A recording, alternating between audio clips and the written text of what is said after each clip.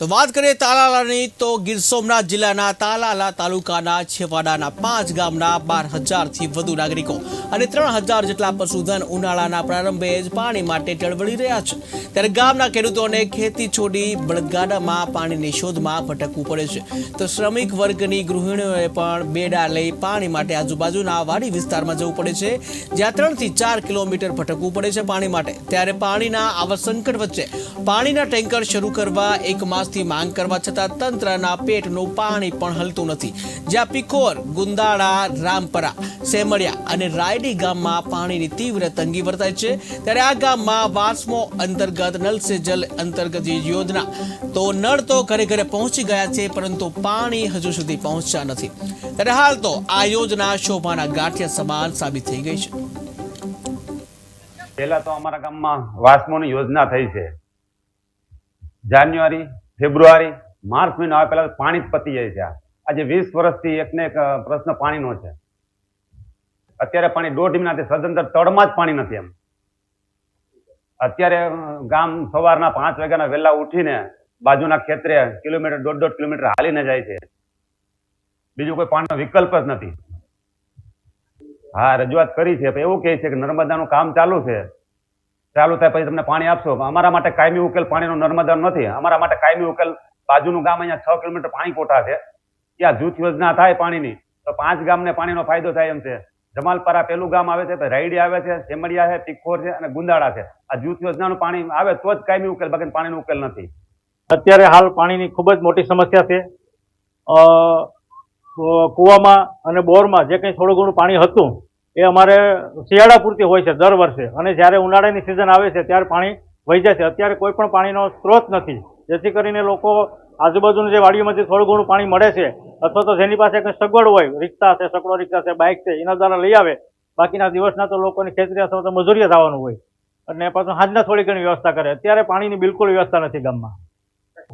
પાણીની વ્યવસ્થા મને સાંભળી ચાલે કે 20-22 વર્ષથી પાણીની આ સમસ્યા દર ઉનાળે ઊભી થાય છે। હવે અત્યારે જે ઉનાળાની શરૂઆત છે, હજી તો ઉનાળો આખો કાઢવાનો છે, અત્યારે પાણીની બહુ જ વિકટ પરિસ્થિતિ ઊભી થઈ છે। તો અમારે દર વર્ષે આની આ પરિસ્થિતિમાં જિંદગી જીવવાની, અમારે માનો કે આગલી પેઢી પણ આ જ પરિસ્થિતિમાં ગઈ છે, અમારા આવનારા બાળકોને પણ આ જ પરિસ્થિતિમાં જીવવાનું છે। પાણીનો કોઈ કાયમી વિકલ્પ સરકાર પાસે છે કે નહીં, એવો એક સામાન્ય માણસ તરીકે અમારો સરકારને પ્રશ્ન છે। અમારી મુખ્ય સમસ્યા પાણીની છે, અને 15-20 દિવસ પાણીની સમસ્યા શરૂ થઈ છે। અત્યારે ઉનાળાની શરૂઆત છે, તો ચોમાસું આવે તો અત્યારે 2-3-4 મહિના છે તો પાણીમાં જ બાયું રહે છે, કારણ કે અમારું ગામ મજૂર વર્ગ અને ખેતી સાથે જોડાયેલું છે। તો મજૂરી જાતિ બાઈઓ પણ ઘરે રહેવું પડે છે અને પાણી ગોતવું પડે, દી આખું પાણી ગોતે છે। હવે ગામમાં 1-2 ડંકી છે, તો ડંકીની અંદર માંડ 2-3 ફેરા પાણી આવે છે, તો એટલું પાણીનું પૂરું થતું નથી। સરકારની વાસ્મો યોજના છે, તો એની અંદર કૂવામાં જ પાણી નથી, તો કૂવામાં અઠવાડિયે 15 દિવસ પાણી આપે છે, બરાબર, વાસ્મોની અંદર, અને આજુબાજુની વાડીઓમાં જાય છે તો આજુબાજુ વાડીઓમાં પાણી છે નહીં। તો સરકારને અમારી એવી નમ્ર વિનંતી છે કે વહેલી તકે અમારા ગામની પાણીની સમસ્યા ઉકેલે એવી અમારી રજૂઆત છે। અત્યારે પાણી ભરવા માટે ગામમાં 1-2 ડંકી છે અને આજુબાજુની વાડીઓએ જાય છે, તો વાડીઓએ જાય છે તો પાવર હોય ફૂગે તો પાણીનો ફેરો ભરી શકે છે, બાકી એને ખાલી આવવું પડે છે। અત્યારે એને જો માણસોને પાણી પીવાની તકલીફ હોય તો આ પશુપાલક કે એને ખેતી હારે જોડેલા પશુ છે, તો પશુને અમારે ક્યાં પાણી પાવા લઈ જવા, કારણ કે પાણીનું પૂરું નથી થતું, માણસોનું નથી થતું, પશુનું શું કરવું।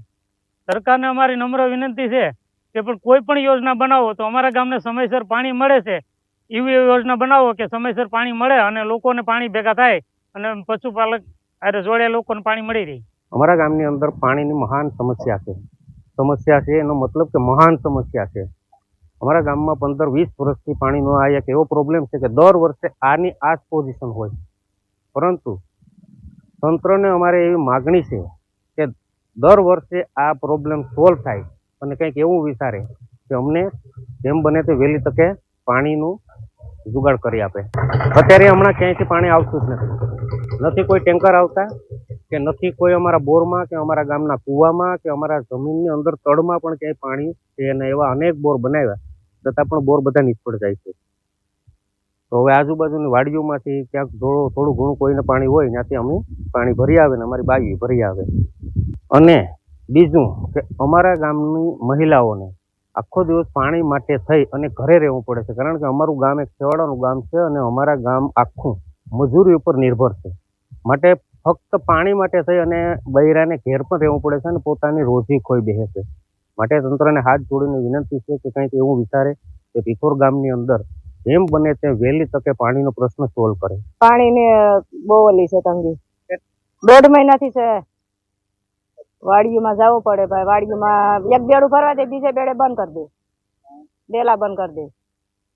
વાડીઓ વાળા ભરવા દેતા નથી, કપડા ધોવા દેતા નથી. તો હજી તો શરૂઆત જ થઈ, તો કેવી રીતનું ઉનાળો કાઢવો, કેવી રીતનું ચોમાસું અંબાવવું અમારે? ડંકી વહી જાય, વાડીઓમાં જાય, પણ પાણી બે બેડા ડંકીમાં નથી આવતું પાણી. ટાંકા મગાવે પણ 50 રૂપિયા 100 રૂપિયા ટાંકા ના લે. તો કાયમ તો નો પોહાય ગરીબ માણસને. કામમાં જવું તો દાડિયું કરાવ્યું કે આપણે પાણી ભરવા જવું. દાડિયું કરીએ તો પાણી રહે, ને પાણી ભરીએ તો દાડિયું રહે. પાણીની માંગણી છે, પેલું પાણી મોકલાવો જ. પાણી 3 દિવસે આવે, 4 દિવસે આવે, પણ જોતું પાણી મળતું નથી. થોડુંક આવે. પાણી માટે આજુબાજુના વાડીએ જઈએ, પણ એમાં કુવામાં પાણી નથી. અત્યારે તો હજી ઉનાળો શરૂઆત થઈ, તો અમારે આખું ચોમાસા શું કરવાનું? ગામના લોકો તો અમુક વાડીમાં કુવામાં પાણી હોય, દૂરથી લાવે, એમ કે એને બળદગાડા હોય તો બેરલમાં લઈ આવે. બાકી ઘરે ઘરે તો બળદગાડા હોતા નથી, તો બીજા માણસો શું કરે એમ.